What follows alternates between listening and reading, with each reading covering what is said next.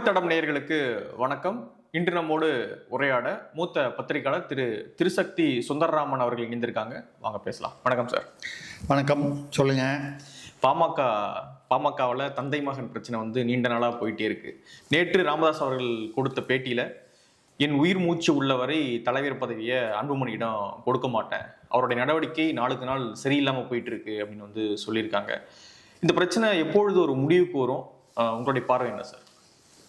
அது துரதிருஷ்டவசமான ஒரு சூழ்நிலை இது அப்படின்னு சொல்லுது. நான் பாமக அப்படின்னு பாமகவுக்கு மட்டும் இல்லாமல் தமிழ்நாட்டு அரசியல் நிலைமையிலையுமே இது. ஏன்னா அப்பா மகனுக்குள்ள தகராறுங்கிறது வரக்கூடிய ஒரு விஷயம், இல்லை அண்ணன் தம்பிக்குள்ளே வரக்கூடிய தகராறுன்னு. பட் அரசியல் ஒரு பப்ளிக் ஃபிகராக இருந்து வரும்பொழுது அதுக்கான டேமேஜ் கட்சிக்கு தான் முதல்ல. இதில் யார் அவங்க பக்கத்தில் தவறு சரின்னு சொல்கிறதுக்கு நமக்கு அதிகாரமும் இல்லை, நமக்கு 100% தகவல்களும் தெரியாது.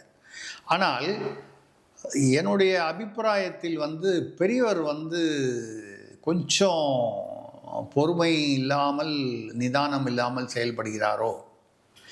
அதாவது தவறு அன்புமணி மீதே இருந்தால் கூட அவர் பாடுபட்டு வளர்த்த ஒரு கட்சியை அவரே ஏதோ ஒரு வகையில் சிதைக்கிற மாதிரி ஒரு சூழ்நிலையை அதை இவர் உருவாக்க இருந்தாலும் சரி, அன்புமணியே ஒரு கால் உருவாக்கி இருந்தால் கூட இதை நாசூக்காக சாதுரியமாக இதை சமாளித்திருக்க வேண்டியது ஐயா ராமதாஸ் அவருடைய அனுபவத்திற்கும் அவருடைய அந்த என்ன சொல்கிறது பின்னணிக்கும் சரியாக இருந்திருக்கும்.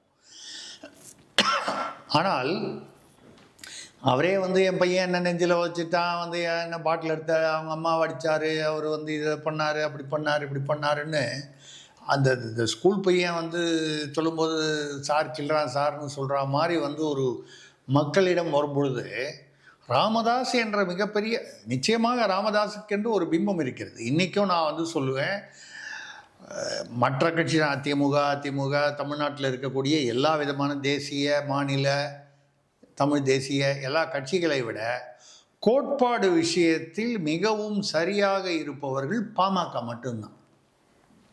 முதலிடம் அவர்களுக்கு தான்.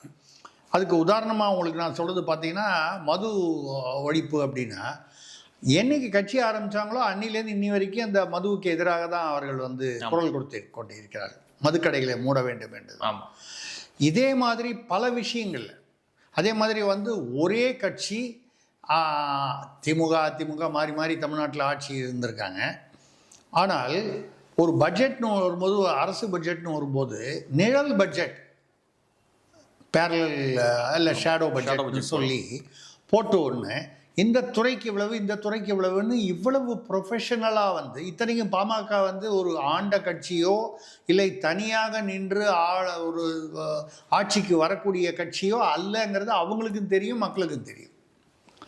ஆனாலும் அந்த ஷேடோ பட்ஜெட் எல்லாம் போட்டு அதுக்கு சில ப்ரொஃபஷனல்ஸை வச்சு அதுக்கான ஏற்பாடுகள், அந்த அந்த அந்த எண்ணம் அந்த இது இருந்தால் தானே அது வர முடியும். அதை செய்து ஒரு பட்ஜெட்டும் போது பார்த்தீங்கன்னா பண்ணுறாங்க, ஷேடோ பிடிச்சி போடுவாங்க, ரொம்ப சிறப்பாக பண்ணுறாங்க. ஆனால் வருத்தமான விஷயம் என்னென்னால், ஆதங்கம் என்னென்னால், மக்கள் லெவலில் அது எடுபடலை. ஏன்னு கேட்டால் இது மக்கள் இந்த இலவசத்தால் ஏமாந்து போகும் மக்கள், ஓசியில் கொடுத்தா கூட வாங்கிக்க தயாராக இருக்கிற மக்கள். தப்பாக நினைக்காதீங்க, தமிழ்நாட்டு மக்களை நம்மளே தமிழாக இருந்துட்டு பேசுகிறோன்னு. என்றைக்குமே இலவசம் என்பது ஒரு பின்னால் ஒரு பெரிய, அதாவது நமக்கு பின்னால் ஒரு பள்ளத்தை தோண்டிட்டு நம்மளை ஐயா நீங்கள் ஜாலியாக ஒரு 2 அடி நடங்க அப்படின்னு சொல்லி நம்ம சொல்கிற மாதிரி தான். அந்த 2 அடி நடக்கிற வரைக்கும் தான் நமக்கு சுதந்திரம். அதுக்கப்புறம் அந்த பள்ளத்தில் தான் விழறோம், பொருளாதார பள்ளத்தில்.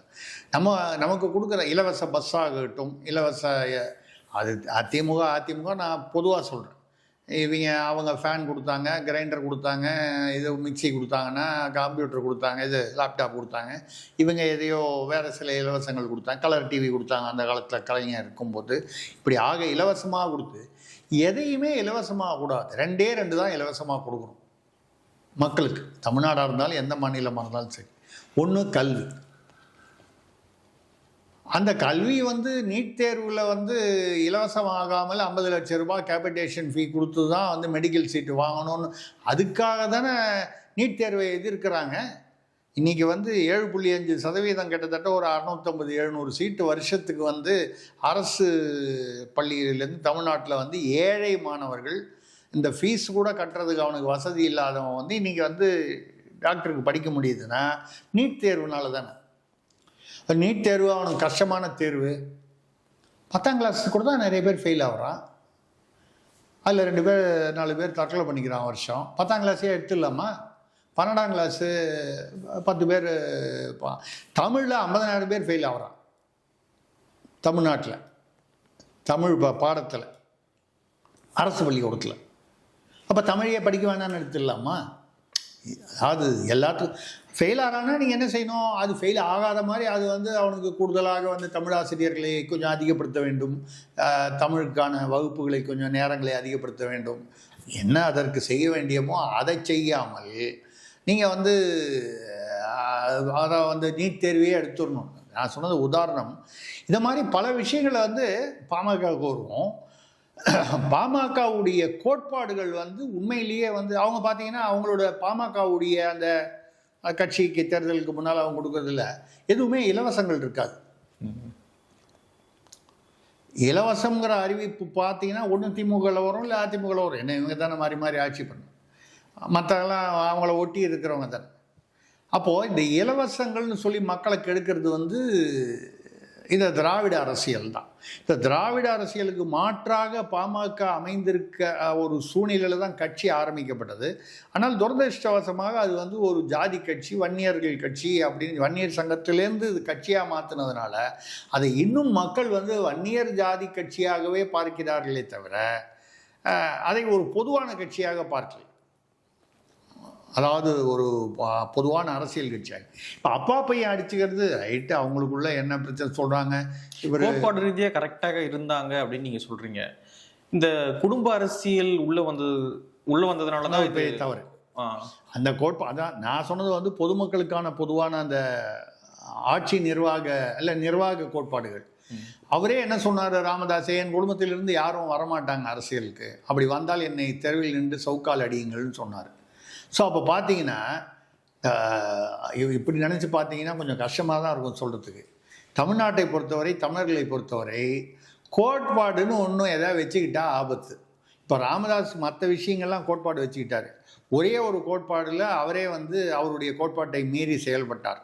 அதாவது தன்னுடைய மகனை வந்து அரசியலுக்கு கொண்டு வந்தார். அதுதானே மட்டுமா கொண்டு வந்தார். மகனை கொண்டு வந்ததால் மகன் வந்து மனைவியை கொண்டு வந்தார். அது அப்படியே வளர்ந்துக்கிட்டு போச்சு. இப்போ மகனையே கொண்டு வராமல் இருந்திருந்தால் அவருடைய அறிவிப்பும்படி அப்போ அடுத்தது மருமகள்லாம் வர்றதுக்கான வாய்ப்புகள். ஆனால் நீங்கள் ஒரு பக்கம் வந்து அந்த கோட்பாட்டில் அவர் ஃபெயில் ஆகிட்டாரு, அதனால தான் அவருக்கு இந்த கதி அப்படின்னு சொன்னால் அதில் ஒரு லாஜிக் இருக்குது. ஆனால் இந்த பக்கம் பாருங்கள், நாங்கள் வரமாட்டோம். ஸ்டாலின் அவர்கள் வந்து எங்கள் குடும்பத்துலேருந்து யாருமே வரமாட்டாங்கன்னாரு. அப்புறம் உதயநிதி வந்தார்.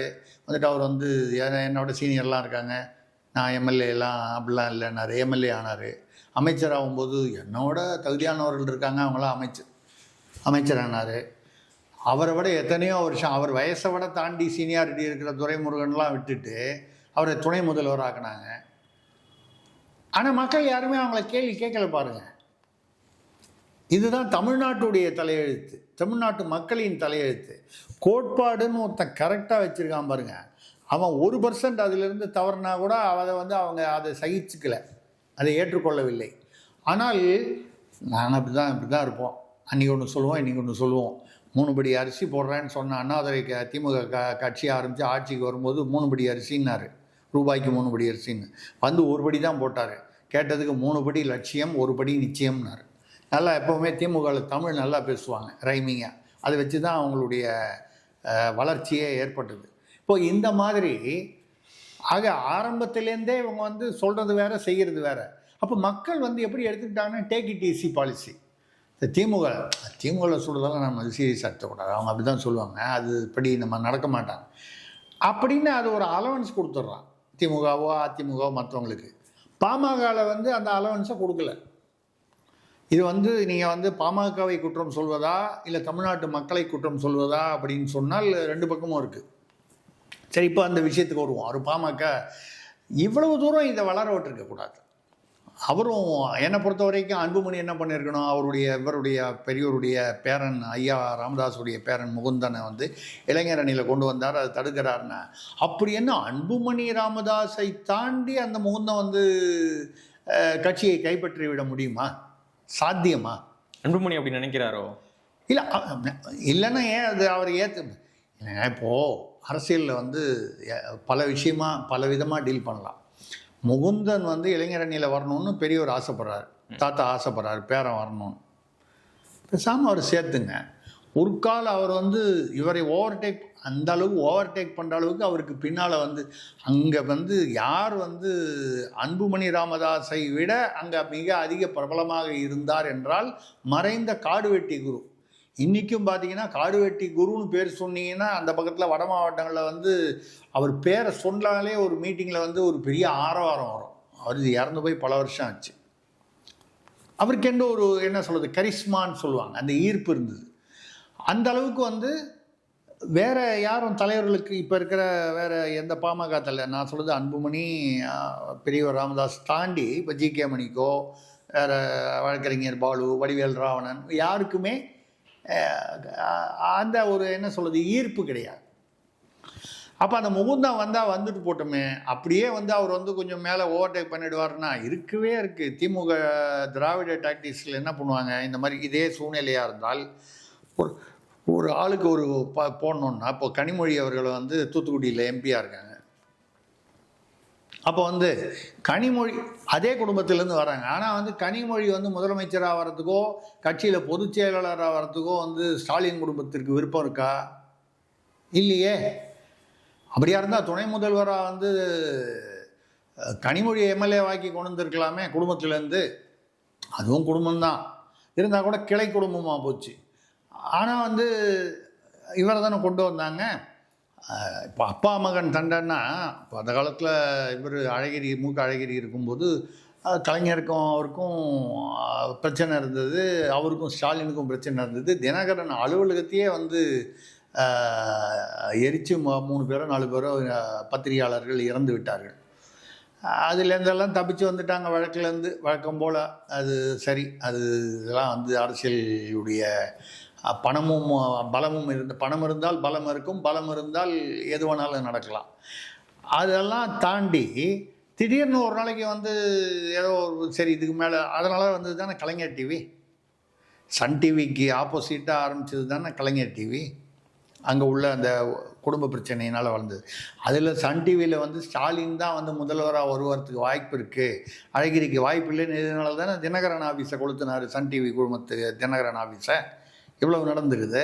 ஆனால் அப்புறம் என்ன பண்ணார் கலைஞர், இது இப்படியே போனால் கட்சி உடஞ்சி போயிடும், காப்பாற்ற முடியாது கட்சியை அப்படின்றத அவர் புரிஞ்சுக்கிட்டு சாதுரியமாக என்ன பண்ணார், கூப்பிட்டு உட்கார வச்சு, சரி நீ பாட்டில் கலைஞர் டிவி நடத்து, நீ பாட்டில் சன் டிவி நடத்து, அழகிரியை கொஞ்ச நாளைக்கு அப்படி கொஞ்சம் அடக்கி வாசி, ஏதோ ஒன்று ஒரு பஞ்சாயத்து பண்ணி விட்டுட்டு கண்கள் பணித்தன இதயம் இனித்தது நாங்கள் ஒரு குரூப் ஃபோட்டோ போட்டு மேட்ரை க்ளோஸ் பண்ணிட்டார். தினகரன் ஆஃபீஸை கொளுத்தின அந்த இதில் வந்து அழகிரி மற்றவர்கள் வந்து அந்த வழக்கிலிருந்து விடுபட்டு விட்டார்கள். சித்தூருக்கோ இங்கேயோ கொண்டு போயிட்டு யாரெல்லாம் சாட்சி சொன்னானோ அவனெல்லாம் மிரட்டி பிறர் சாட்சி ஆகிட்டான். அவன் அப்படியே பிறர் சாட்சி ஆனவுடனே எல்லோரும் ரிலீஸ் ஆகிட்டாங்க. 16 பேர் நம்ம அழகிரி உட்பட ரிலீஸ் ஆகிட்டாங்க. இன்னி வரைக்கும் அப்போ யார் கொளுத்தினா? அது யாராவது ஒருத்தன் கொளுத்திருக்கணும்ல. இவங்க 16 பேர் இல்லைன்னா யார்? நீங்கள் கவலைப்பட்டீங்களா? நான் கவலைப்பட்டேனா? பொதுமக்கள் கவலைப்பட்டாங்களா? நீதிமன்றம் கவலைப்பட்டுதா? காவல்துறை கவலைப்பட்டுதா? இல்லையே. கிருஷ்ணன் ஒரு அமைச்சர் இருந்தார், வாக்கிங் போகும்போது அவர் யாரோ அருவாள் எடுத்து வெட்டி கொன்னுட்டாங்க. அதுவும் மறுபடியும் அழகிரியோடு இணைத்து பேசப்பட்டது. கிருஷ்ணன் கொலை வழக்கில் வந்து அதுவும் இதே மாதிரி அது ஏதோ சரி செய்யப்பட்டது. யார் பேர்கள் குற்றவாளிகள்னு சொன்னாங்களோ அவங்க வந்து விடுவிக்கப்பட்டு விட்டார்கள். இப்போ கிருஷ்ணன் கொலையானார்ல, நடு ரோட்டில் போகும்போது யாரோ வெட்டினாங்கல்ல, இன்னி வரைக்கும் அதை காவல்துறை கண்டுபிடிச்சதா? நீதிமன்றம் கேள்வி கேட்டதா? பொதுமக்கள் கேட்குறாங்களா? கிருஷ்ணன் என்ன வாக்கிங் போகும்போது தானே அருவாள் எடுத்துகிட்டு வெட்டிக்கிட்டாரா?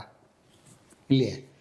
எதுக்காக சொல்கிறேன்னா, இந்த மாதிரி வரும்பொழுது அதை சமாளிக்கக்கூடிய அந்த சாதுரியம் கலைஞர் கருணாநிதியிடம் இருந்தது. அது ஐயா ராமதாஸ் அவர்களிடம் இல்லை, ராமதாஸ் அவர்களிடம் இல்லை, அன்புமணி அவர்களிடம் அது இல்லை.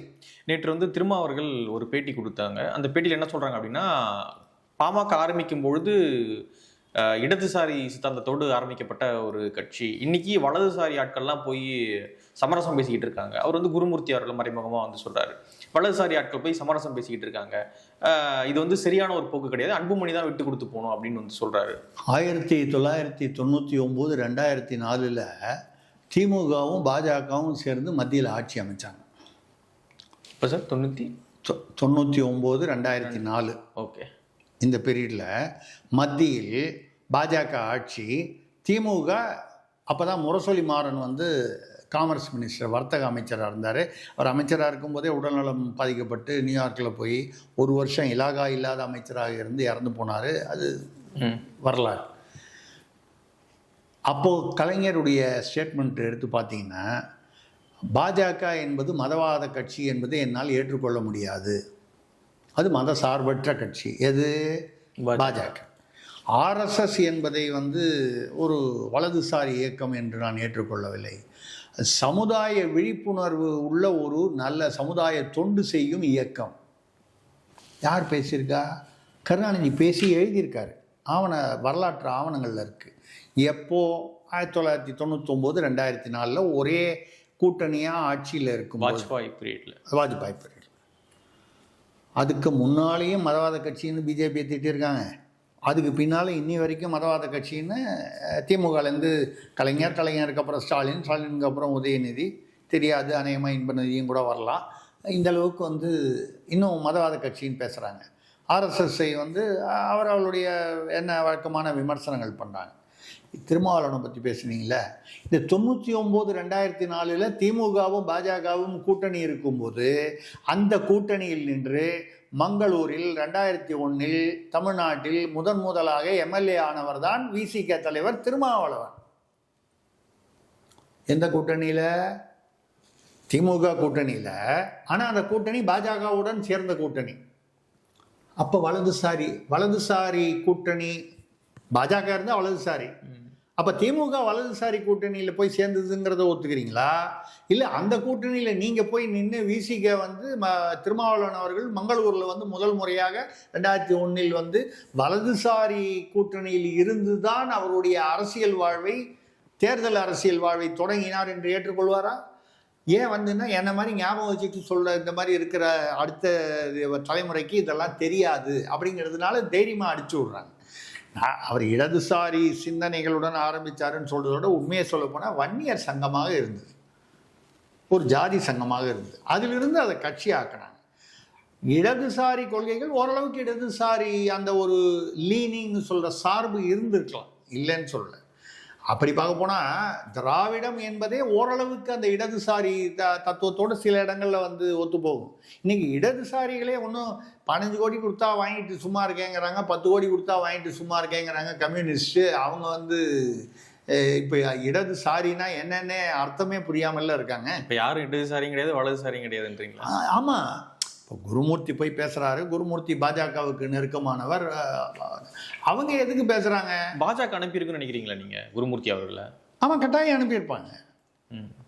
அவங்களுக்கு என்ன தேவை இருக்குங்களா? இல்லை, இப்போ ஒன்றும் இல்லை. அவங்க என்ன திமுகவை வந்து 2026 தோற்கடிக்க வேண்டும் என்றால் ஒரு வலுவான எதிர்கட்சி கூட்டணி தேவை. அது அதிமுகவுக்கு இல்லாத அக்கறை பாஜகவுக்கு என்ன? அதிமுக சொன்னால் வந்து ராமதாஸ் கேட்பாரா? கேட்க மாட்டார். அன்புமணி சொல்லாலே கேட்க மாட்டேங்கிறார் அவர். அப்படி இருக்கும்போது அதிமுக சொன்னால் கேட்பாரா? ஆனால் டெல்லியில் இருக்கக்கூடிய பாஜக வந்து பிரதமர் இருக்கார், அமித்ஷா இருக்கார், இவங்கெல்லாம் பவரில் இருக்காங்க. அரசியலில் அமித்ஷாவுடைய அரசியல் உலகம் முழுக்க பிரசித்தமான அரசியல். அந்த அரசியலில் வந்து எது சரி தவறு அப்படிங்கிறதுக்குள்ளே நான் போகல. அவருடைய அரசியல் அலாக்கா அந்த பக்கத்தில் ஒரு இமாச்சல் பிரதேசத்துலேயோ மிசோரத்துலேயோ ஒரு 20 பேர் காங்கிரஸ்காரர் இருந்தாங்கன்னா அந்த ஒரே ஒரு ஆள் விட்டுட்டு 19 பேரை ஒரே நாளில் தூக்கி இந்த பக்கம் கொண்டு வந்துடுவார். இது நீங்கள் வந்து மாரல், அதாவது மனசாட்சி பிரகாரம் அரசியல் தார்மீக ரீதியில் இது சரியான்னு கேட்டிங்கன்னா சரி இல்லை தான். பட் அப்படி தான் நடக்குது. இப்போ அதே மாதிரி இன்றைக்கி வந்து இருக்கக்கூடிய 30 சொச்சம் அமைச்சர்களில் வந்து திமுக அமைச்சர்கள் வந்து கிட்டத்தட்ட 10 பேரோ 11 பேரோ வந்து அதிமுகலேருந்து வந்தவங்க தானே. இதே செந்தில் பாலாஜி 2016 அவர் வந்து கொள்ளைக்காரர் மாஃபியான்னு வந்து அன்னைக்கு எதிர்க்கட்சி தலைவராக இருந்த ஸ்டாலின் அவர்கள் கரூரில் போய் பேசினார்ல, நாங்கள் ஆட்சிக்கு வந்தால் முதலில் செந்தில் பாலாஜியை இந்த போக்குவரத்து அந்த கண்டக்டர் டிரைவர் அந்த லஞ்ச வழக்குக்காக கைது செய்வோம்னாரு. அதே வழக்குக்காக இடி அவரை கைது செய்த போது அவரை தியாகி தீரன் என்று இப்போது சொல்லவில்லையா? வழக்கு கூட வேற இல்லை, அதே வழக்கு. நீங்கள் எந்த வழக்கை காட்டி வந்து செந்தில் பாலாஜி வந்து மாஃபியா, கரூர் மாஃபியா என்று சொன்னீர்களோ அதே வழக்குக்காக இன்னைக்கு வந்து இடி வந்து ஒரு இது எடுத்த போது, அவரை கைது செய்த போது உடனே அவரை வந்து தியாகி தீரர், வழக்கு கூட மாறுபடலை. அப்போ நீங்கள் அன்னைக்கு சொன்ன மாஃபியான்றது கரெக்டா, இன்னைக்கு தியாகி தீரர்னு சொன்னது கரெக்டா? அப்படின்னா வந்து குருமூர்த்தி அவர்கள் இப்போ எதுக்காக போகிறாங்க அப்படின்னா ஒன்றும் இல்லைங்க. திமுகவுக்கு எதிரான ஒரு வலுவான கூட்டணி இருந்தால்தான் திமுகவை தோற்கடிக்க முடியும் என்பது அரசியல் கட்டாயம். ஆனால் குருமூர்த்தி அவர்கள் சொல்லி கேட்கல ராமதாஸ் அவர்கள். அட்டெம்ப்ட் தானே பண்ணுறாங்க. குருமூர்த்தி பொதுவான ஒருத்தர் அவர் போய் பேசுகிறாரு, அவரே தான் ராமதாஸ் சொன்னார். ஆமாம் பேசினாரு, சைதை துரைசாமியும் வந்து பேசினாரு. அவங்க 2 பேரும் எனக்கு 30 ஆண்டு கால நண்பர்கள். அவர்களால் முடிந்தவரை முயற்சி செய்தார்கள் சொல்லதானே சொல்றாரு. இப்ப யார் பேசினா இது முடியும் அப்படின்னு நினைக்கிறீங்க நீங்க? என்ன நடந்தா முடியும் இது இந்த பிரச்சனை? இல்லை, அவன் முதல்ல வந்து இவங்க 2 பேரும் அதை முடிவு பண்ணணும். ராமதாஸ் அவர்களும் அன்புமணி. ஏன்னா இப்போ அன்புமணி ராமதாஸ் வந்து 100 நாள் பயணம் போனேங்கிறாரு, நடைப்பயணம். இந்த நடைப்பயணத்துக்கு வந்து ஒரு இதை போட்டுட்டு அதுக்கான அழைப்புலாம் போட்டுட்டு அதில் ராமதாஸ் படமே போடல, ஆனால் பேர் போட்டிருக்காரு. அதாவது கட்சியுடைய ஸ்தாபகருங்கிற முறையில். அதாவதுங்க இது வந்து ஒன்றும் அரசியலில் வந்து புதுசு இல்லை. இப்போ திமுக வந்து சமீபத்தில் போன மாதம் உதயநிதி துணை முதல்வர் அவர்கள் வந்து பேசும்போது திமுகவை தொடங்கிய கலைஞர் கருணாநிதின்னு சொன்னார். ஆமாம், திமுக கலைஞர் கருணாநிதியாக தொடங்கினார். நம்பர் 1 வந்து அண்ணாதுரை தான் திக வந்து பிரிஞ்சு வந்து தொடங்கினது. அந்த கையெழுத்து போட்டு ஆளுக்கு 10 ரூபா போட்டது வந்து 27 பேர் போட்டாங்க. ஆளுக்கு வெறும் 10 ரூபா. அந்த காலத்தில் 10 ரூபா பெருசு போட்டு அவங்க கட்சி ஆரம்பித்தாங்க. அதில் அண்ணாதுரை, நெடுஞ்செழியன், ஈவிகே சம்பத்து, இன்னும் பலர், மதியழகன், இப்படி எல்லாம் இருந்தாங்க. அந்த 27ல் கலைஞர் கருணாநிதி பேரே இல்லை. 10 ரூபா போடலை. 10 ரூபா போடலை. அன்றைக்கே 10 ரூபாவில் பிரச்சனை. இன்றைக்கி 10 ரூபா பாலாஜி வரைக்கும், அன்னிலேருந்து இன்னி வரைக்கும் திமுகவுக்கு இந்த 10 ரூபா பிரச்சனை இருக்குது. அப்போது 27 பேர் தலைவர்களில், ஃபவுண்டர் நிறுவனர்களில் அவர் இல்லை. ஆனால் அண்ணாதுரை அவருடைய குடும்பம் என்னாச்சு? அவருக்கு பசங்க இல்லை, வளர்ப்பு மகன் தான். அந்த வளர்ப்பு மகன் வந்து நோயினாலேயும் கடன் தொல்லையினாலேயும் கிணத்துல விழுந்து தற்கொலை பண்ணிட்டார். பரிமளம், டாக்டர் பரிமளம். திமுக வந்து என்ன பண்ணிச்சு அந்த குடும்பத்துக்கு? அந்த குடும்பத்துலேருந்து யாராவது அரசியலுக்கு வந்திருக்காங்களா? இல்லை. அந்த குடும்பம் வந்து இன்றைக்கி ஏதோ ஒரு சில 1000 கோடிகளாவது வைத்திருக்கிறதா? இல்லை. ஆனால் கருணாநிதி குடும்பம்னு பார்த்தாலே ஒரு பெரிய குரூப் ஃபோட்டோன்னா தனித்தனியாக தான் எடுக்கிற மாதிரி, 4 ஃபோட்டோ எடுக்கிற மாதிரி தான் வரும். அவ்வளோ குடும்பம் பெருசாகிடுச்சு. எவ்வளவு லட்சக்கணக்கான கோடி கட்சி பேரில் இருக்குது, அதை தவிர குடும்பத்து பேரில் இருக்குது, இதை தவிர தனித்தனியாக அமைச்சர்கள் அங்கங்கே வச்சுருக்காங்க, பினாமிகள் பேரில் இருக்குது. எல்லாமே வெளியில் வந்துட்டு தானே இருக்குது. அப்போது நீங்கள் 27 பேரில் ஒருத்தராக இல்லாத வந்து ஒருத்தர் வந்து அவர் தான் எங்கள் தாத்தா தான் கட்சியை ஆரம்பித்தாருன்னு இன்னைக்கு தைரியமாக வந்து உதயநிதியால் பேச முடியுது. அவருக்கு வரலாறு தெரியாதுன்னு தான் நினைக்கிறீங்க?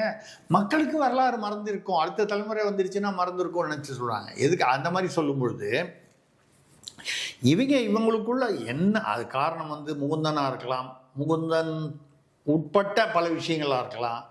சௌமியா நிற்பது வந்து அரசியலுக்கு வருவது, எம்பிக்கு நின்னது அவருக்கு பிடிக்கல, பெரியவருக்குன்னு சொல்கிறாங்க.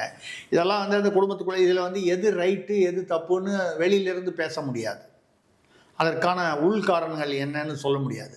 ஆனால் இவங்க 2 பேருமே என்ன பார்க்கணுன்னா, இப்படி சண்டை போடுறதுனால யார் ரைட்டு யார் தப்புங்கிறதை தாண்டி கட்சி தான் டேமேஜ் ஆகுது. கட்சி உடஞ்சதுன்னா யாருக்கு லாபம்? திமுகவுக்கு தான் லாபம். இப்போ பாமக வட மாவட்டங்களில் வலு இழக்குது அப்படின்னா அந்த இடத்த வந்து யார் ஃபில்அப் பண்ணுவான்னு நினைக்கிறீங்க நீங்க? இப்போ திருமாவளவன் அவர்கள் வந்து போறதுக்கு வாய்ப்பு இல்லை. ஏன்னா வன்னியர் சங்கமா இருந்தாலும் இல்லை, அதுதான் சொல்றேன். திருமாவளவனுக்கு என்ன ஓட்டு வட மாவட்டத்தில் உண்டோ அதுதான் இருக்கும். அதை தாண்டி வன்னியர்கள் வந்து யாரும் திருமாவளவனுக்கு ஓட்டு போட போறது இல்லை. அந்த பக்கம் போவோம், வேற எந்த பக்கம் போவாங்கன்னு கேட்குறேன். இல்லை கொஞ்சம் வேல்முருகனுக்கு போகலாம். பாஜக வலுவாக வாய்ப்பு இருக்கு. பாஜகவில் வந்து அந்த இடத்துல சில வன்னிய முகங்களை வந்து இருக்காங்கல்ல, பாஜகவிலும் வன்னியர்கள் இருக்கிறார்கள். அவங்கள இறக்கி விட்டு அந்த வாக்குகள் அவர்களை நோக்கி செல்லலாம். அதிமுகவிலும் வன்னியர்கள் இருக்கிறார்கள், அங்கே செல்லலாம். இப்படி இல்லை, திமுகவிலேயே வன்னியர்கள் நிறைய இருக்காங்க. ஆக பாமகவுடைய வாக்குகள் சிதறி மற்ற கட்சிகளுக்கு போகுது. நான் இதில் எந்த கட்சிக்கு அதிகமாக போகுன்ற அனாலிசிஸுக்கு போகாமல் என்னுடைய கருத்து, பாமக சிதைந்து போகும். அது திமுக போச்சுன்னா திமுக ஆட்சிக்கு வரலாம். இப்படி இவர் இப்போ குருமூர்த்தி மூலமாக டெல்லி பாஜக என்ன முயற்சி செய்கிறது என்று தெரிகிறது. நான் குருமூர்த்தியும் வந்து ஓப்பனாக வந்து நான் இதுக்கு தான் போனேன்னு சொல்லலை. ராமதாஸ் ஓரளவுக்கு முதல்ல சொல்லலை, இப்போ வந்து ஆமாங்கிறாரு. பட் அது ஒன்றும் நடக்கலை. அது வெற்றி சரி, ரைட்டு, தொடர்ந்து ட்ரை பண்ணுவாங்க. அமித்ஷா ஒரு கால் நேரடியாக ராமதாஸிடம் தொலைபேசியில் ரகசியமாக பேசலாம் சில விஷயங்கள். சரி, என்ன அங்கே பிரச்சனைன்னு கேட்டிங்கன்னா, அன்புமணியை பொறுத்தவரை அவர் மறுபடியும் வந்து அவர் ஏற்கனவே தேசிய இதில் போய் அவர் வந்து ஹெல்த் மினிஸ்டராக இருந்து சுகாதார மந்திரியாக இருந்தார். அது மாதிரி அந்த இதில் வந்து மறுபடியும் ஒரு நல்ல ஒரு செல்வாக்கான பதவிக்கு போகணும்னு நினைக்கிறார் அவர் அன்புமணி. அப்போது அந்த பாஜக அப்படிங்கிற அந்த லைனில் வந்து அவர் வந்து போகிறதுக்கு அவர் தயாராக இருக்கார். ஏன்னா அப்படி போகும்போது தான் 2029 வரைக்கும் மோடி ஆட்சி தானே. 29க்கு அப்புறம் என்ன வருதுன்னு தெரியாது. மேபி 34 வரைக்கும் கூட பாஜக ஆட்சி இருக்கலாம். ஏன்னா இண்டி கூட்டணி வந்து சிதறி கிடக்கு. அப்படிங்கும்போது இவங்கெல்லாம் ஒன்றா சேர்ந்து ராகுல் காந்தி தலைமையில் ஒரு பெரிய ஆட்சி மாற்றம் ஏற்பட்டு விடும்போது இப்போ இருக்கிற சுச்சுவேஷனை பார்த்தா கஷ்டம். அப்போது 29 வரைக்கும் நிச்சயமாக வந்து மோடி ஆட்சி பாஜக ஆட்சி அப்படிங்கும்போது அது ஒரு வாய்ப்பாக தனக்கு அந்த தேசிய அளவில் இருக்குது. அப்படிங்கும்போது சௌமியாவை வந்து இங்கே வந்து கட்சியை அதாவது மாநில அளவில் கொண்டு வரணும் அப்படின்னு அவர் நினைக்கலாம். இது அவருக்கு பெரியவருக்கு பிடிக்கவில்லை. அப்படின்னா அதுதான் நான் சொல்கிறேன், அவர் அன்புமணி சாதுரியமான அரசியல்வாதி அப்படின்னா திராவிடத்தில் இருந்தார்னா அவருக்கு தெரிஞ்சிருக்கும். திமுக வரதான் இவ்வளோ நேரம் என்ன பண்ணியிருப்பாங்க, முகுந்தனை வந்து அவர் வந்து அந்த இளைஞரணி செயலாளர் ஆகணும்னா ஆக்கிட்டாங்கல்ல. துணை செயலாளராகவோ இணை செயலாளரோ அன்புமணி வந்து அவங்களால ஒருத்தர் அவருக்கு வேண்டிய ஒரு ஆளை போட்டு குடைச்சல் கொடுப்பாங்க. அவர் முகுந்தன் வந்து தினம் காலையில் வந்து பாத்ரூம் போகிறாரா போலையா எத்தனை தடவை போகிறாருங்கிறத கரெக்டாக ரிப்போர்ட் வாங்கிடுவாங்க. அவரை டைட் பண்ணிடுவாங்க, மானிட்டர் பண்ணி. இது நான் சொல்கிறது வந்து ஒரு பெரிய தந்திரம் இல்லை, சாதாரண அரசியல் தந்திரம். இதை பண்ணி வெளியில் வந்து மூந்தனை பார்க்கும்போது ஒரு கட்டி பிடிச்சிட்டு ஒரு மேடையில் வந்து ஒரு ஃபோட்டோ எடுத்துக்கிட்டாங்கன்னா மேட்ரு முடிஞ்சு போச்சு. சிம்பிளாக முடிய வேண்டிய தாத்தாவுக்கும் சந்தோஷம், மூந்தனுக்கும் சந்தோஷம். உள்ளுக்குள்ள அன்புமணிக்கு எரிச்சலாக இருந்தால் கூட அதை எப்படி டைட் பண்ணுமோ அதை டைட் பண்ணிட்டு மக்களிடையே இந்த டேமேஜ் இல்லாமல் இருந்திருக்கும். இப்போ வந்து கட்சியுடைய நலனை வந்து பண்ணி நீங்கள் 2 பேரும் அப்பாவும் பிள்ளையும் அடிச்சுக்கிட்டு என்ன பிரயோஜனம்? இப்படி இருக்கும் பொழுது தேர்தல் நெருங்கிட்டு இருக்கு. இப்போ எப்படி இவங்க கூட்டணி அமைப்பாங்க? எப்படியும் இவங்க ஏடிஎம்கே தான் போக வாய்ப்பு இருக்கு. இவங்க ஒன்னா சேர்ந்தா இதில் தமாஷ் என்னன்னா, ராமதாஸ் அவர்களும் வந்து திமுகவுக்கு போகிறதா ஒன்றும் அவருக்கு ஒன்றும் அபிப்பிராயம் இல்லை கூட்டணிக்கு. அவருமே ஏடிஎம்கே கூட்டணி தான். அவர் ஏடிஎம்கே இப்போ ஏடிஎம்கே இவர் பிஜேபி கூட போனோங்கிறாரு, அவர் பெரியவர் வந்து ஏடிஎம்கே கூட போனோங்கிறாரு. அவங்க 2 பேரும் ஒன்றா தானே இருக்காங்க. ஒரு பிரச்சனை இல்லை, கூட்டணியில் பிரச்சனை இல்லை. அங்கே போய் எதனால் டெல்லியிலேருந்து அனுப்புகிறாங்க? இந்த பாமக வந்தால் வட மாவட்டங்களில் வந்து இந்த கூட்டணி தேசிய ஜனநாயக கூட்டணின்னு சொல்கிறீங்களா, இபிஎஸ் தலைமையிலான கூட்டணி, அதுக்கு என்ன வேணால் பேர் சொல்லுங்கள், அது வந்து ஒரு கெட்டி படிக்கிறது. இப்போ தேமுதிகவும் என்ன பண்ணும், இந்த காற்றுள்ள எந்த பக்கம் பலமாக காற்று வீசுதோ அந்த பக்கம் போகிற மாதிரி அவங்களும் அங்கே போய் சேருவதற்கு வாய்ப்பு இருக்கிறது. சரி, இப்போ என்டிஏ கூட்டணியினுடைய தலைமை வந்து ராமதாஸ் அவர்கள்கிட்ட பேச்சுவார்த்தை நடத்துமா, அன்புமணி கிட்ட பேச்சுவார்த்தை நடத்துமா, யாருக்கிட்ட கூட்டணி பேச்சுவார்த்தை நடத்துமா? அதுதான் இப்போ குழப்பம். இப்போ இவங்க 2 பேரும் சேர்ந்துட்டாங்க, ஏதோ செட்டில் ஆகிட்டாங்கன்னா அவங்க 2 பேரையும் உட்கார வச்சே பேசிடுவாங்க. ஆனால் சேர்ற மாதிரி தெரியலையே இவங்க. இல்லை, அதில் தான். ஆனால் அதில் என்ன ஒரே ஒரு பிரச்சனை என்னன்னால், பெரியவர் பக்கம் வந்து மாவட்ட செயலாளர்கள் இல்லை, கணிசமானவர்கள், பெரும்பான்மையானவர்கள். இப்போ கூட அவர் சென்னையில் வச்சார், 100 பேருக்கு மேலே மாவட்ட செயலாளர்கள் அன்புமணி பின்னால் இருக்காங்க.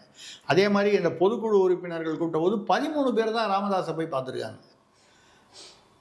பார்க்காதவர்கள் 203 பேர் வேணுமோ. 13 எங்கே இருக்குது, 203 எங்கே இருக்குது?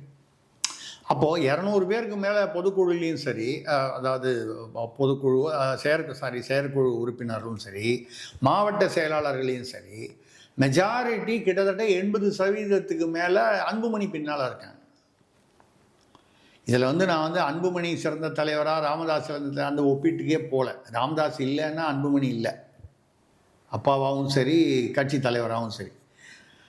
ஆனால் அவருக்கும் 90 வயசு ஆயிடுச்சு. நான் என்னுடைய மூச்சு உள்ளவரை நான் அவருக்கு தரமாட்டேன், இந்த மாதிரி டயலாக் எல்லாம் விடக்கூடாது. நான் என்ன சொல்கிறேன், அதெல்லாம் வந்து உள்ளுக்குள்ளே வச்சுங்க. நீங்கள் சண்டை வருதுன்னா, உணர்ச்சி வெளிப்பாடுகள் வருகிறதுனா அதெல்லாம் உள்ளுக்குள்ளே வச்சுங்க. வெளியில் நீங்கள் பார்க்கும்பொழுது ஒன்றும் பிரச்சனை இல்லையே. அதில் தான் இவங்க வந்து கலைஞர் கருணாநிதியுடைய அந்த அரசியல் சாதுரியத்தை பார்த்து கற்றுக்கொள்ள வேண்டும். கலைஞருடைய அரசியல், அவருடைய அந்த ஊழல் மிகுந்த அரசியலுக்கு எதிராக எனக்கு வந்து நான் தமிழக அரசியல் பத்திரிகை 2008 ஆரம்பித்ததுலேருந்து நான் வந்து விமர்சனம் பண்ணி தான் எழுதிக்கிட்டு இருக்கேன். அதே சமயத்தில் அதிமுக ஜெயலலிதா தலைமையில் நடந்த போது இருந்த ஊழல்களையும் வந்து விமர்சனம் பண்ணி தான் எழுதியிருக்கோம். எடப்பாடி பீரியட்லேயும் எழுதியிருக்கோம். இதில் வந்து இவங்களுக்கு ஆதரவு, இவங்களுக்கு எதிர்ப்புன்னு கிடையாது. தவறு நடக்கும்போது தவறை சுட்டி காட்டுவது, கேட்பது தான் வந்து ஒரு மீடியா ஊடகவியலாளரின் கடமை. நிறைய பேர் அப்படி இல்லை, அவங்கெல்லாம் வந்து பொட்டி மாதம் வாங்கிட்டு வேறு மாதிரி பண்ணுறாங்க அப்படின்னு சொன்னால், நாம் வந்து அந்த 90% நம்ம வந்து சேர விருப்பம் இல்லை. இந்த அபூர்வமாக இருக்கக்கூடிய 10% இருக்கிறோம் என்கிற பெருமை எனக்கு போதும் அப்படின்னு தான் நான் வந்து பத்திரிகை நடத்துகிறேன். இப்போவும் பேசும்பொழுது நான் அப்படி தான் பேசுகிறேன். பிஜேபியில் தவறு செய்தால் அதை வந்து நான் நியாயப்படுத்த மாட்டேன். பிஜேபியில் தவறு செய்தாலும் தவறு தான். அந்த வகையில் ராமதாஸ், அன்புமணி 2 பேருமே இவங்க தான் வந்து இறங்கி போகணும் ஒருத்தருக்கு ஒருத்தர். இப்போ அதிமுக கூட்டணி ஸ்ட்ராங்காக இருக்குன்னு நினைக்கிறீங்களா சார் நீங்கள்? இருந்தால் ஏங்க பாமகக்கு குருமூர்த்தி அமைச்சு வந்து அவங்கள இழுக்கு பார்க்கணும்? அது அவ்வளோ தூரம் திமுகவுக்கு ஈக்குவலாக இல்லை என்பதனால்தானே பாமக உள்ளே வந்துச்சுன்னா அநேகமாக தேமுதிகங்கிறது அதுக்கு இதுக்கு சம்மந்தம் இல்லைன்னா கூட வருவதற்கான வாய்ப்பு இருக்கு. பாமக தேமுதிக வந்து ஸ்ட்ராங் ஆகிடுமா? பாமக திமுக வந்ததுன்னா அப்போ கூட வந்து முழுசாக வராதே. எந்த பகுதி இல்லை பாமகவுடைய எந்த பகுதி ராமதாஸ் தலைமையிலானதா அன்புமணி தலைமையிலானதுன்னா அப்போ என்ன ஆகும்? அன்புமணி தலைமையிலானது வந்து அதிமுக பாஜக பக்கமும், ராமதாஸ் தலைமை ஒரு வாதத்திற்காக திமுக பக்கமும் வந்தால் மெஜாரிட்டி அந்த வாக்குகள் வந்து பாமகவுடைய வாக்கு வங்கி வந்து அந்த அதிமுக பக்கம்தான் போகும். ஸோ அப்போ ராமதாஸ் அவர்கள் தான் இந்த யதார்த்தத்தை புரிந்து கொண்டு, நான் ராமதாஸ் அவர்கள் மீது தவறு என்று உள்ளுக்குள்ள உள்ள விஷயங்களை நமக்கு தெரியாதனால பேசலை. ஆனால் அரசியல் ரீதியாக இதோடைய விளைவுகளை புரிந்து கொண்டு பெரியவர் ராமதாஸ் வந்து விட்டு கொடுத்து அவருக்குன்னு உள்ள மினிமம் கண்டிஷன்ஸை மட்டும் அவருக்கு உரிமை இருக்கிறது ஒரு நிறுவனர் என்ற முறையில், அதை வந்து என்ஷூர் பண்ணி கேட்டுக்கிட்டு மித்ததுலலாம் கொஞ்சம் விட்டு கொடுத்து, ஏங்க நீங்கள் உங்கள் பேரன் வரான்னு சொல்கிறீங்க, அன்புமணி அவர் ஒய்ஃப் வரணுங்கிறாங்க, அவருடைய மகள்களை வந்து மேடையில் ஏற்றிருக்காரு. வாரிசு அரசியல் கூடாதுன்னா நீங்கள் அன்றைக்கி சவுக்கால் அடிப்பேன்னு சொன்னதுக்கப்புறம் நீங்கள் அவரை அன்புமணியை கொண்டு 35 வயசுலேயே அவர் அமைச்சராக்கிட்டா, நெஞ்சில் வச்சுட்டான்னு ஏன் அமைச்சராக்குனீங்க? இன்றைக்கி அதை பற்றி சொல்லி பிரயோஜனம் இல்லையே, அன்றைக்கிலே யோசனை பண்ணியிருக்கணும். நடந்து போச்சு. இப்போ இவங்க கவலைப்படுறாங்களா? நம்ம வந்து உதயநிதி வந்து நான் வந்து எத்தனையோ சீனியர் இருக்கும்போது நான் அமைச்சராக மாட்டேன்னாரு, நான் துணை முதல்வராக எப்படி ஆக முடியும்னாரு. இப்போ துணை முதல்வராக அவர் இருக்கார். துரைமுருகனும் தங்கம் தென்னரசோ வீட்டுக்கு போய் பார்க்குறாங்க, துணை முதலமைச்சரை பார்க்குறாங்கன்னா 3 மணி நேரம் 4 மணி நேரம் உட்காந்து அவர் ரெஸ்ட் எடுக்கிறாருன்னு சொல்லி அதுக்கப்புறம் தான் வந்து பார்க்குறாருன்னு சொல்கிறாங்க அப்படின்னு வெளியில் தகவல் பரவி கிடக்கு. கவலைப்படுறாங்களா அவங்க? அப்போது அவங்க எதை கவலைப்படுறாங்க? இப்போ கூட வந்து அவர் வந்து திமுகவில் வந்து செயல் தலைவராக வரணும்னு சொல்லி அவரை வந்து செயல் தலைவராக ஆக்கணும்னு சொல்கிறாங்க. யாரை? உதயநிதியை. அவர் ஸ்டாலின் அவர்கள் வந்து இந்த எலெக்ஷன் வரைக்கும் வேண்டாம், அதுக்கப்புறம் பார்க்கலான்னு சொல்கிறாங்க. இதனால் அது நடுவில் அவர் போய் ஓய்வு எடுத்துக்கிறேன்னு சொன்னதெல்லாம் அந்த கோவத்தில் தான் சொல்லி பத்திரிகைகளில் வந்த தகவல்கள், மீடியாவில் வந்த தகவல்கள். ஏன் அவர் ஸ்டாலின் வந்து ஏன் வேணான்னு சொல்கிறார் பையனை அப்படின்னு சொன்னால், இவர் பையனை வந்து இவ்வளோ சீக்கிரம் செயல் தலைவர்னு கொண்டு வந்துட்டா, நான் அது கூட வேறு ஒரு நிகழ்வில் சொன்னேன். அப்போ அவர் செயல் தலைவர்னு கொண்டு வந்து அப்போ ஸ்டாலின் வந்து செயல்படாத தலைவர்னு அர்த்தம் ஆகிடும் இல்லையா? அது என்ன செயல் தலைவர், செயல்படாத தலைவரா? அது மட்டும் இல்லாமல் சீனியர்கள் 86 வயதான துரைமுருகனில் ஆரம்பித்து KN நேரு, ஐ பெரியசாமி, ஏவாவேலு, இப்படி வரிசையாக இருக்காங்க, நிறைய பேர் இருக்காங்க. இவங்க எல்லாருமே அவர்களெல்லாம் ஒதுக்கப்படுற மாதிரி ஏற்கனவே துணை முதல்வராக இவர் வந்ததுக்கப்புறம் ஒதுக்கப்படுற மாதிரி அவங்களுக்குள்ள ஒரு ஃபீலிங் இருக்குது. இதில் கனிமொழி வேறு குடும்பத்திலிருந்து வருகிறார். இவரை உதயநிதியை கம்பேர் பண்ணும்போது சீனியர் அவங்க. பாஜகவுடன் ஒரு ஒரு அணுக்கமான ஒரு உறவு கொண்டிருக்கிறார். அந்த உறவு வந்து தவறுன்னு சொல்லலை. என்னதான் நீங்கள் அரசியல் பேசினாலும் மாநில மத்திய அரசுக்குள்ள ஒரு ஓரளவுக்கு புரிதல் இருந்தால் தான் ஓட்ட முடியும். நிர்வாகம் வந்து எல்லாத்துக்கும் வந்து போய் சண்டை போட்டுக்கிட்டு இருந்தோம்னா எதுவுமே நடக்காமல் போயிடும் மாநிலத்துக்கு. அப்போ கெட்ட பேர் மாநில ஆட்சிக்கு தான் வரும். அந்த வகையில் அந்த இணக்கம்லாம் வந்து அவசியமான இணக்கங்கள், அதை பற்றி நம்ம தவறாக சொல்லலை. இப்போ இதெல்லாம் தாண்டி திமுகவிலிருந்து இந்த மேட்டர் வெளியே வருதா? வரல. செயல் தலைவர் ஆகணும்னு வந்து கிச்சனில் சொல்கிறாங்க அப்படின்னு சொல்லி அவர் வந்து அழுத்தம் கொடுக்குறாரு. ஆனால் ஸ்டாலின் சார் ஒத்துக்கல. ஏன்னா சீனியர்லாம் வந்து வெளியே போக மாட்டாங்க, யாரும் சீனியரு செயல்பட மாட்டாங்க திமுகவில். ஆனால் வந்து உள்ளுக்குள்ளே இருந்து, அதாவது வெளியில் போயிட்டா கூட பரவாயில்ல, வெளியில் போயிட்டாருன்னு சொன்னால் என்ன, இப்போ துரைமுருகன் வெளியே போகிறாருன்னு வைங்க, இல்லை கேஎன்ஆர் வெளியே, சும்மா ஒரு உதாரணமாக வச்சுப்போம். அவங்க பின்னால் எவ்வளோ பேர் போவாங்க? பெருசாக ஒன்றும் ஆகாது. ஆனால் உள்ளுக்குள்ளே இருந்துக்கிட்டு உள்குத்து குத்துனா தான் ப்ராப்ளம். பிரச்சனையே உள்குத்து தான். அது வரக்கூடாதுன்றதுனால ஸ்டாலின் அவர்கள் வந்து அந்த விஷயத்தில் வந்து இது 2026 வரைக்கும் இந்த விஷயத்தை தள்ளி வைப்போம்னு சொல்கிறது நியாயமாக தெரியுது. அந்த நியாயத்துக்கு நடுவில் பார்த்தீங்கன்னா இந்த விஷயத்தை அவங்க வெளியில் பேசுகிறாங்களா? ஸ்டாலின் பேசுகிறாரா, உதயநிதி பேசுகிறாரா, இல்லை அந்த திமுக அந்த பெரிய சீனியர் சர்க்கிளில் யாராவது பேசுகிறாங்களா? மீடியாவில் தான் இப்படிலாம் நடக்குதுன்னு நான் சொல்கிறேன், வேறு யாரோ சொல்கிறாங்க, இந்த மாதிரி சொல்லிகிட்டு இருக்காங்களே தவிர அவங்க சைட்லேருந்து அஃபிஷியல் ஸ்டேட்மெண்ட் எதுவும் வரல. அங்கே தான் ராமதாஸ் அன்புமணி தவறு செய்கிறாரு. அதுலேயும் குறிப்பாக ராமதாஸ் அவர்கள். ஏன்னா அன்புமணி வந்து எதுவும் வந்து ராமதாஸை வந்து இது வரைக்கும் வந்து அவதூறாக பப்ளிக்காக பேசலை. உள்ளே போய் அப்பா புள்ள பேசும்போது எப்படி பேசிக்கிறாங்க, மரியாதை கொடுக்குறாரா இல்லையா நமக்கு தெரியாது, அது நமக்கு அவசியமும் இல்லை. பப்ளிக்கில் பேசும்போது அவர் வந்து ராமதாஸை அவமதித்து எதுவும் பேசவில்லை. ராமதாஸ் அவர்கள் வந்து பையன் இவனை பார்த்தாலே எனக்கு எரிச்சல் வருது, இப்போ நீங்கள் சரி ஒரு மாதத்தில் வந்து ஏதோ ஒரு பேச்சப் ஆகி ஒன்றாயிட்டீங்க, இப்போ இந்த வார்த்தைகள் எல்லாம் வரலாற்றிலேருந்து அழிக்க முடியாதுல்ல. பேசுனது தானே. நம்மளை மாதிரி மீடியாக்காரன் வந்து அன்றைக்கி சொன்னி எரிச்சல் வருது பையனை பார்த்தானே, இப்போ மட்டும் பரவாயில்லையா, அப்படி அந்த மாதிரி கேட்கறதுக்கான சூழ்நிலை எதிர்கட்சிகளையும் கேட்பான். இவங்க எந்த கூட்டணியில் இருந்தாலும் எதிரில் உள்ள கூட்டணிக்காரர்கள் கேட்பார்கள். அப்போது இதுதான் வந்து பாமக விஷயத்தில் நடக்கக்கூடிய விஷயம். இது அவர்கள் இருவருமே இதில் அவர்களுடைய நிலையை விட்டு இறங்கி வந்து கட்சியுடைய எதிர்காலத்தை வந்து மனதில் கொண்டு ஒரு பேச்சப்புக்கு வரணும்.